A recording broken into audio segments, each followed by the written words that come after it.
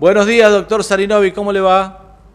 Hola, buenos días Marcelo, para vos y todos los televidentes. Bueno, quisiéramos conocer sobre el fin de semana ya, cómo está el panorama del COVID-19 en el departamento Caseros. Ha habido bastante incremento de casos, muy preocupante lo de San José de la Esquina. Hablamos con Roani, también hemos tenido comunicación con algunos otros presidentes para conocer un poco lo que está pasando. Casilda, en definitiva van surgiendo algunos casos en las distintas localidades donde no había o se están incrementando demasiado rápido en otras. ¿Cómo está el panorama, doctor?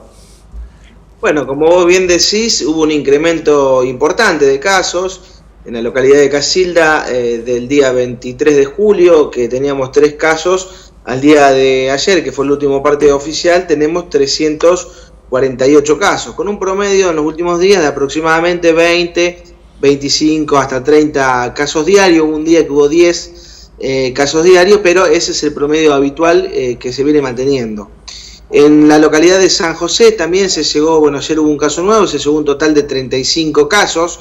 La situación en la localidad de San José está controlada, digamos, los casos nuevos que van apareciendo relativamente tienen un nexo identificado y obviamente van incrementándose y apareciendo 1 o 2 casos. Hay días que no ha habido casos, lo cual habla de que obviamente se ha hecho el bloqueo inicialmente correspondiente con una buena respuesta. Y también aparecieron en otros pueblos, como fue en la localidad de Los Molinos, que al día de hoy tenemos 16 casos. En la localidad de Arequito apareció un caso en Sanford, uno en Vigán el día de ayer. Es decir que van incrementándose y apareciendo casos en los diferentes pueblos del departamento.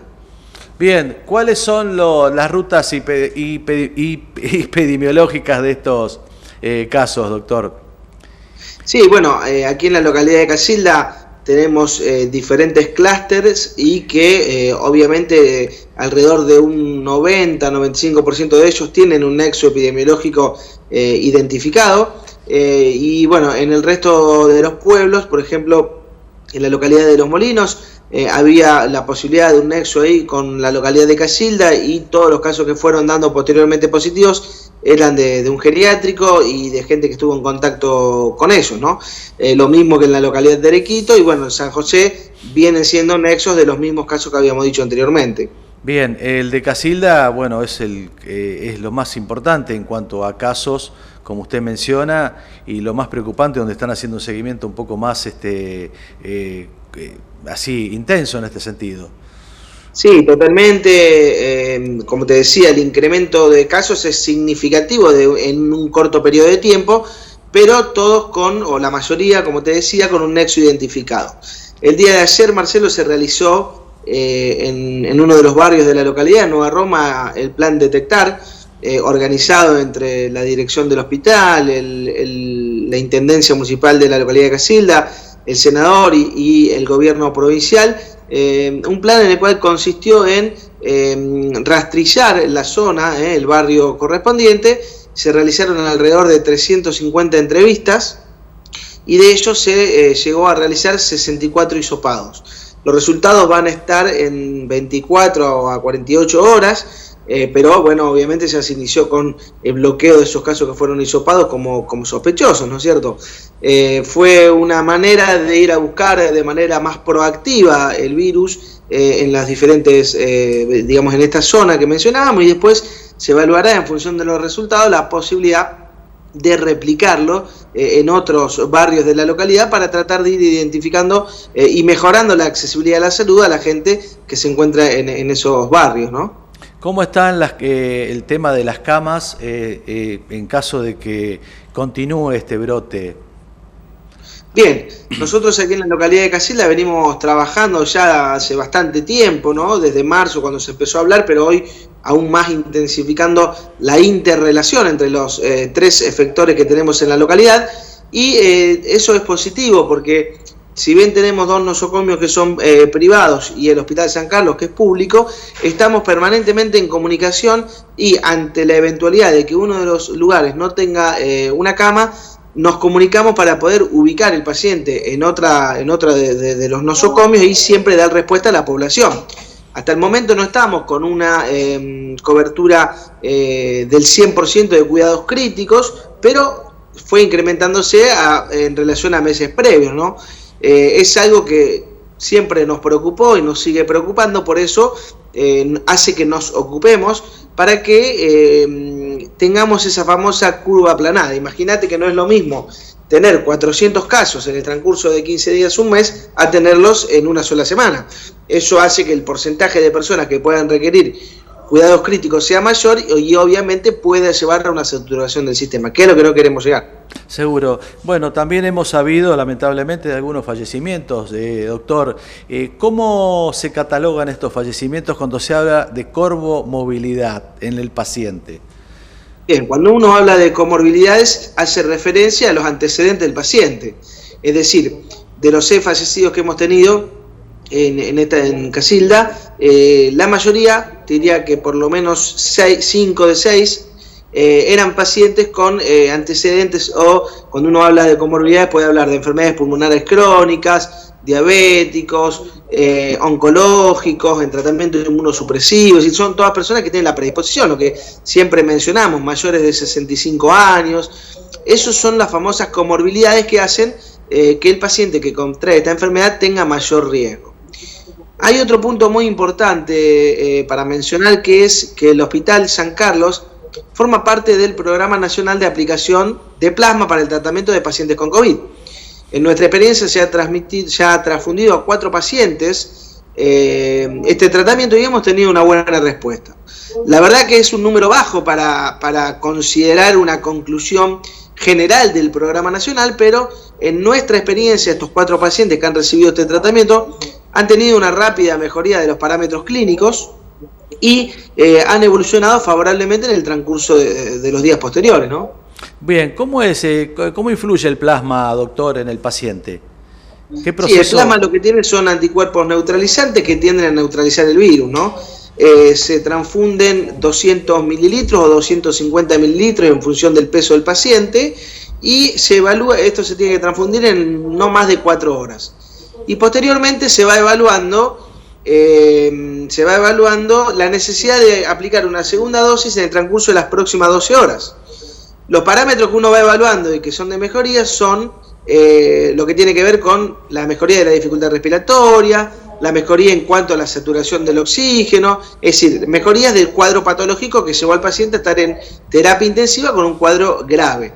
Hay criterios de indicación como son una neumonía grave, shock séptico, falla multiorgánica, es decir, que el plasma no se aplica a cualquier paciente que tenga COVID o que esté internado incluso en una sala general, sino en aquellos pacientes que requieren una internación en una unidad de cuidados críticos.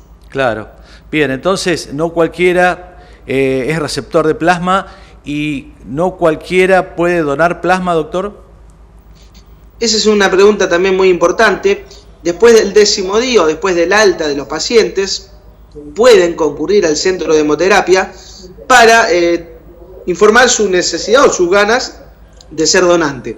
Por supuesto que en ese momento un paciente que ha tenido COVID positivo, que ha cursado el aislamiento, se le harán las pruebas correspondientes, como se hace siempre antes de la realización de donación de sangre o plasma, y se verá si el paciente tiene los anticuerpos suficientes para poder ser un probable donante, ¿no? Perfecto. Bueno, ¿cómo es el estado general de los pacientes en todo el departamento, doctor? No, en líneas generales, la mayoría de los casos son de un curso leve a moderado. Hemos tenido algunos pacientes que han requerido internación en terapia intensiva y otros que, bueno, lamentablemente han fallecido. Si uno seguía de manera porcentual, estamos dentro de los números nacionales que informan que alrededor de un 5% de los pacientes infectados van a terapia y un 2,5, un 2 tienen mayor probabilidad de fallecer. Bien.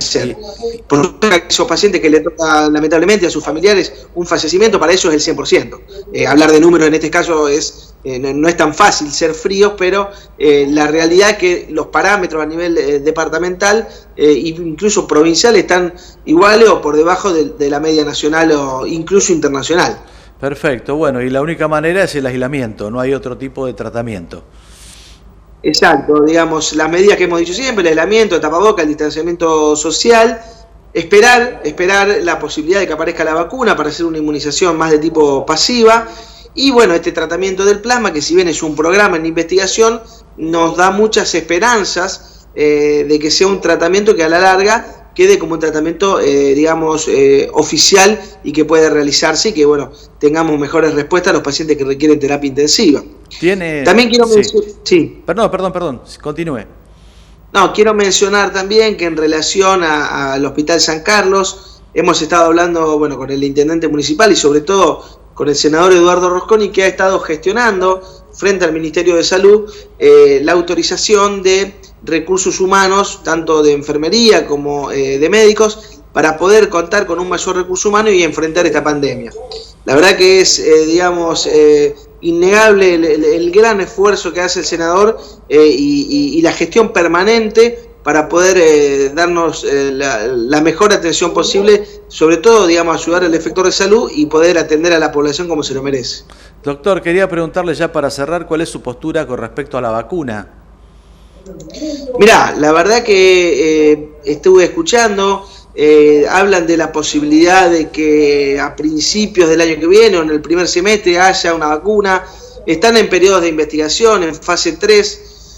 Yo creo que falta un poco más de lo que pensamos y bueno, obviamente uno tiene todas las esperanzas de que esta sea, que se haga lo antes posible para poder empezar a hacer una inmunización pasiva y que tengamos una menor contagiosidad de este virus.